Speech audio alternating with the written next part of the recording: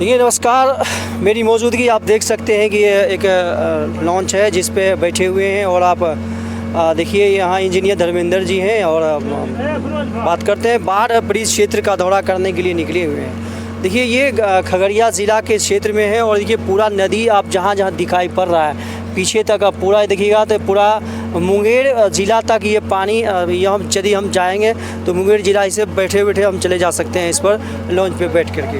देखिए बाढ़ जो है इस एरिया में गंडक और गंगा नदी के बीच जो स्थिति बनी हुई है ये सालों साल इस प्रकार का आते ही रहता है। देखिए हमारे साथ समाज सेवी इंजीनियर धर्मेंद्र जी हैं और हम इनसे थोड़ा सा बात करते हैं कि इन्होंने बहुत सारा काम किया है। देखिए शहीद प्रोविडेंट अस्पताल है, इनके बड़े भाई डॉक्टर स्वामी विवेकानंद जी जिनके डायरेक्टर हैं और मेडिकल कॉलेज, बहुत सारी इनका संस्था चल रहा है। और ये अपने फरक्का बांध का भी दौरा किया, जो बाढ़ का स्थिति था, कुशा का त्रासदी हुआ था, उस समय भी उस एरिया का आपने दौरा किया। देखिए यह एरिया जो है बाढ़ प्रभावित प्रायः रहता है, जब जब मौसम आता है बाढ़ का तो डूब ही जाता है। तो क्या लग रहा है कि इसका कुछ अस्थायी निदान हो सकता है? देखिए अस्थाई निदान जो गंगा का पेट है उसको आप रोक नहीं सकते हैं, और बाढ़ ज़्यादातर आने का जो होता है वो फरक्का बैराज है जहाँ से पानी को रोक दिया जाता है, एक लिमिट अमाउंट में बाहर निकाला जाता है। तो जो ज़्यादा पहाड़ी क्षेत्र में जितनी वर्षा हुई है, हिमालयन क्षेत्र में जितनी वर्षा हुई है, तो उसका कोई न कोई उपाय मतलब पानी तो इधर आएगी ही। और खगड़िया सभी नदियों का नैहर कहा जाता है, सभी नदियों का मिलान यहाँ पर होता है। तो आप उसके साथ जीने के लिए सीख सकते हैं, जो इस गंगा के पेट में इसमें जीना, और इसमें यदि बाढ़ पूर्व तैयारी यदि अच्छी तरीके से करे तो जीवन थोड़ा सहज हो सकता है। और गंगा की बाढ़ 10 से 15 दिनों से ज़्यादा रुकती नहीं है, तो 10 दिन 15 दिन आपका सब चीज़ चाहें तो उसको आप सेटल कर सकते हैं। दिक्कत ये है कि बाढ़ के समय तो हम लोग सोचते हैं, लेकिन बाढ़ के बाद फिर उस पर अमल नहीं करते हैं। जैसे मैंने क्षेत्र में देखा है कि जो वन्य जीव हैं, वन्य जीव के लिए कोई आश्रय स्थल है नहीं।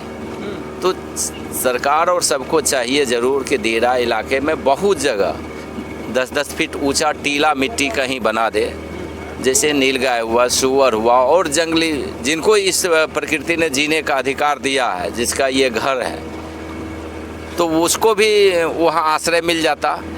लेकिन वो हम ये बगल गांव से गुजर रहे हैं, थोड़ा सा गांव का स्थिति हम दिखा देते हैं कि देखिए किस प्रकार समय में किस प्रकार से देखिए छोटे छोटे बच्चे भी हैं, कुछ गार्जियंस भी हैं, इस सब का घर डूबा हुआ है। ये दिखा रहे हैं, ये बच्चे लोग गंगा पानी का मज़ा ले रहा है। थोड़ा सा ये ख़तरनाक भी है, कभी भी कुछ भी हो सकता है। देखिए ये जब पानी में डूबा हुआ रहता है तो एकदम इस पे जो रहने वाले होंगे इनका निश्चित रूप से लेटरिन बाथरूम सब डूब गया होगा। हाँ, देखिए गंगा के इलाके में रहने वाले लोग अब तो थोड़ा सा कम हो गया है, लेकिन पहले के जीवन क्या था कि बाढ़ के साथ जीना सीख लेते थे।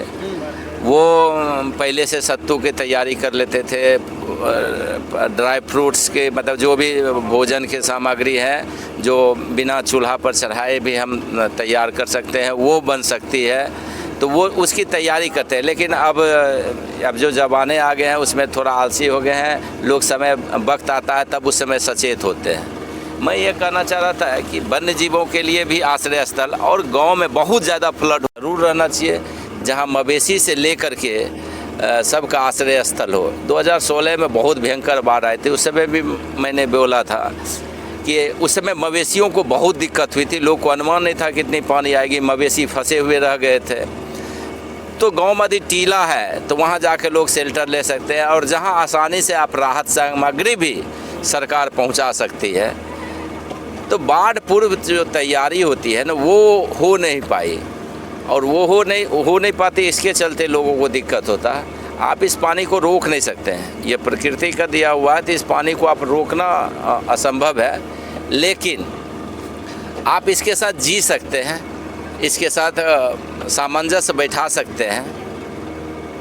और हर एक गांव में अभी क्या और दूसरी बात क्या है कि हम सरकार पर ज़्यादा डिपेंड रहते हैं। अभी बहुत से गांव से कॉल है मेरे पास नाव नहीं है। आप इस इलाके में बसे हुए हैं तो हर एक गांव को चाहिए कि अपना एक इमरजेंसी नाव ज़रूर रखें, जो बाढ़ के समय आप 10 दिन 15 दिन के लिए यूज़ कर सकते हैं। देखिए क्या बोलते हैं कि लोग सरकार पर डिपेंड रहते हैं। जिस प्रकार से हम लोग पूरे गांव में कहीं कहीं देखिएगा कि मेरे गांव में सरस्वती मेला लगता है, तो 1 महीना पहले ही वहाँ के तमाम लोग जो इसके मेंबर होते हैं वो तैयारी शुरू कर देते हैं, ढोला देते हैं, मीटिंग करवाते हैं। तो ये जब ये निश्चित है कि ये परमानेंट है, अस्थाई है कि यहाँ बाढ़ आना है, तो सरकार को भी चाहिए कि इसकी जो व्यवस्था होनी चाहिए। जैसे यहाँ देखिए जितने भी घर डूबे हुए हैं सब में पानी का तो बिल्कुल शुद्ध पानी नहीं मिलेगा, दवा की व्यवस्था नहीं रहेगी, लेट्रिन बाथरूम का व्यवस्था नहीं रहेगा। यदि ये NH-31 पे जाके बसते हैं तो वहाँ देखिए अस्थायी शौचालय होना चाहिए। जब तक ये डूबे हुए हैं तब तक कुछ ना कुछ भोजन की व्यवस्था होनी चाहिए। तो सरकार पहले से तैयार नहीं रहती है। देखिए सरकार जो व्यवस्था है, सरकार कौन है? सरकार हमारा आम पब्लिक है। आम पब्लिक से ही सरकार बनती है। हम जैसा है वैसा ही हमारे नेता है। हम भी आपदा आने पर चिल्लाते हैं, वो भी आपदा आने पर ही चिल्लाते हैं। आपदा के पूर्व हम तैयारी जो जानते हैं कि ये होना है, तो उसकी जो पूर्व तैयारी है वो हम लोग बिहार का समाज अभी नहीं कर पा रहा। इस चलते उसे प्रॉब्लम्स हो रहे हैं, उसको कठिनाइयों का सामना है। यदि उसकी तैयारी हम पूर्व में कर लेते तो शायद ये संभव नहीं था। लेकिन मेरा ये मानना है कि हर एक गांव में एक टीला ज़रूर होना चाहिए जहां बाढ़ के समय लोग वहां पर रह सके, कहीं कि सामूहिक रूप से रह सके, और जो सरकार के द्वारा राहत सामग्री है वो भी आसानी से उन लोगों के पास पहुंच सके। नहीं तो घर घर पहुंचाना आज बाढ़ के टाइम में संभव नहीं है, मेडिकल टीम को पहुंचाना संभव नहीं है। तो ये देखिए आप देखिए फरक्का बैराज का भी आपने मुआयना किया है, वहाँ भी आपने भ्रमण किया है। तो क्या लग रहा है कि जो इतना पंचायत, तीनों पंचायत है, उत्तरी रहीमपुर, उत्तरी, मध्य, दक्षिणी, इसको लगता है कि इसके बाहर गंगा किनारे से एक रिंग बांध बना करके, सुरक्षा बांध बना करके इसको सुरक्षित किया जाए, संभव ऐसा लग रहा है? देखिए गंगा जहाँ से गुजरती है, आप उसके नेचर को समझिएगा तो गंगा एक साइड हमेशा पहाड़ी एरिया है, उसका जो दक्षिणी साइड है वो हमेशा पहाड़ी एरिया से गुजरा है। पहाड़ के बगल चाहे मुंगेर चले जाइए, कहलगांव चले जाइए, सारे जगह पहाड़, तो उधर कटाव होती नहीं है। कटाव होती है मैदानी एरिया में, उत्तरी एरिया में। हम कटाव को तो रोक सकते हैं, लेकिन बाढ़ के पानी को रोकना असंभव है, क्योंकि उसका जो जितना बड़ा बेसिन है, जितना बड़ा पेट है, आप उसको जगह दीजिएगा तभी तो पानी निकल पाएगा। आप ठीक है बांध बना दीजिए, बीच में देखिए बीच में बहुत भरा हो गया है, मिट्टी आ गया है, तो उसका गाद को भी निकाल के बगल में यदि जमा कर दिया जाए और बहुत टीला बन जाएगा, बांध के टाइप से बन जाएगा, फिर उस पर बांध बनाना भी आसान हो जाएगा, सड़क बन जाएगा। तो नहीं लग रहा है कि आप देखिए ये तो एक्सपर्ट का काम है, इस पर हम बहुत ज़्यादा कमेंट नहीं करेंगे। लेकिन गाद जमने का भी एक कारण जो है वो नदी और प्रकृति ने सब चीज़ की व्यवस्था किया है। तो गाद जमने का कारण भी कि हमने पानी को रोका है फरक्का में, तो इधर जो सिल्टेशन है वो ऑब्वियसली होगा ही। आप जाइएगा कटिहार इलाके में तो गंगा का जो चौड़ाई है बहुत ज़्यादा है, लेकिन उसकी गहराई बहुत कम है। जो आप फरक्का के नज़दीक जाइएगा गहराई कम होते जाएगी और चौड़ाई उसकी बढ़ते जाएगी।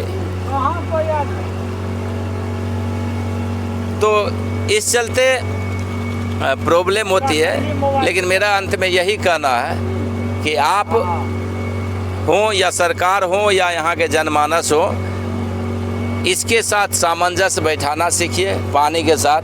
बहुत से एरिया में, केरल में तो बहुत जगह नदियाँ हैं, वहाँ पानी के साथ लोग उसको टूरिस्ट विलेज के रूप में डेवलप कर लिया है।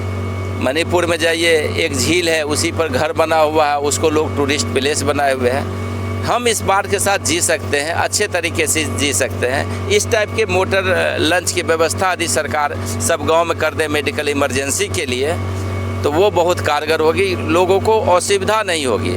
पानी में यातायात का साधन यदि सुदृढ़ कर दे तो लोगों का जीवन बहुत आसान हो जाएगा।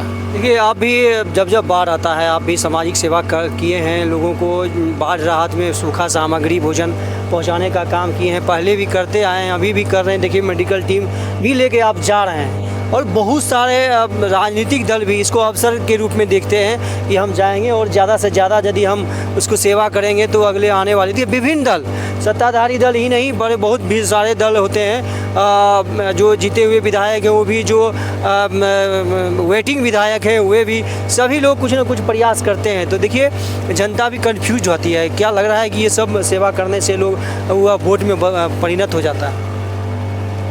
देखिए, जो नेता या कोई भी प्रतिनिधि ये सोचता है कि सेवा करने से हमें वोट मिल जाएगा, तो वो उसके मतलब तब उसको करना ही नहीं चाहिए। आप अपेक्षा क्यों रखते हैं?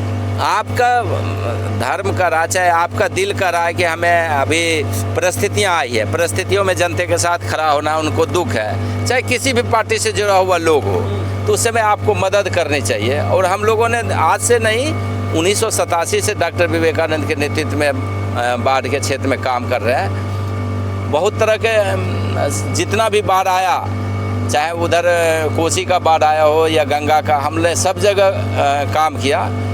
और व्यक्तिगत तौर पर मेरे से जो अपेक्षा है लोगों की, वो मेडिकल फील्ड में है कि मेडिकल फील्ड में हमें राहत दे, मेडिकल फील्ड में हमें सुविधा दे।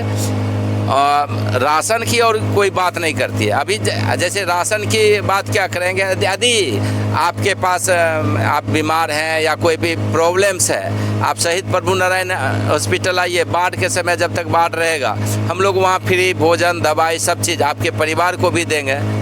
तो वो बहुत बड़ी समस्या है नहीं। ये बहुत ज़्यादा इमरजेंसी है, आपसे कॉल करेगा कि भाई हम यहाँ फंसे हुए हैं, बीमार है, तो आप ये लॉन्च लेकर के जाइएगा। हाँ, हम ये सुविधा दे सकते हैं कि यदि उसको नाव अवेलेबल नहीं हुआ तो हम नाव भेज सकते हैं और उसको वहाँ से उठा सकते हैं।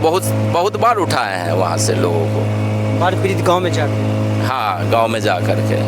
देखिए अभी हम फिर बात करते रहेंगे बाढ़ के मुद्दा पर। इन्होंने विभिन्न मुद्दा पर, देखिए राजनीति के मुद्दा पर, सरकार के मुद्दा पर और अस्थायी निदान के मुद्दा पर, ये सभी पर जो जिस प्रकार से अपना अनुभव इन्होंने शेयर किया है, जो साझा किया है, आपको यदि अच्छा लगता है तो इसमें अपना मंतव्य दें जरूर कि ये रहमपुर खास करके खगड़िया ज़िला के और मानसी प्रखंड के, खगड़िया प्रखंड के 3 पंचायत आप कह सकते हैं, वो रहमपुर, उत्तरी, दक्षिणी और मध्य, पूरा एकदम प्रत्येक वर्ष ये बाढ़ से ग्रसित हो जाते हैं। NH-31 के पास आते हैं और वहाँ पर बगल में जब आइएगा खगड़िया से आप बेगूसराय की तरफ बढ़िएगा तो आपको निश्चित रूप से ये दिखेगा यह गांव। और इस गांव को आप इस बाढ़ की विभीषिका को देखिए, किस प्रकार से लोग यहाँ जीते हैं, कैसे झेलते हैं इसको। हम अभी पूरे दूसरे गाँव जा रहे हैं, उसका भी स्थिति दिखाएँगे। अभी हम रास्ते में ही हैं और देखिए पूरा पानी ही पानी आपको यहाँ पर दिख रहा होगा। और ये पूरा खगड़िया से मुंगेर के बीच से हम गुजर रहे हैं। और बने रहिए, आप कमेंट ज़्यादा से ज़्यादा इसको कंटेंट को आप शेयर करें। बहुत बहुत धन्यवाद।